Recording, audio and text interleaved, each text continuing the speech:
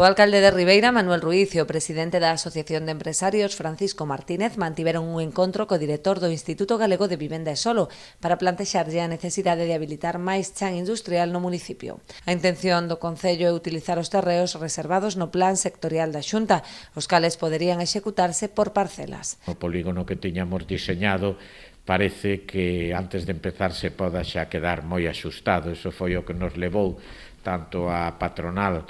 de empresarios como ao Concello a falar co director do Instituto Galego de Vivenda e Solo,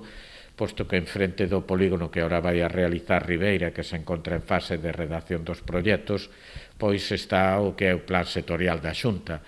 El nos confirmou que efectivamente hai un cambio legislativo que vai a permitir o poder facer dentro do plan sectorial, digamos, parcelas concretas xa para que non se fora necesario desenrolar o 100%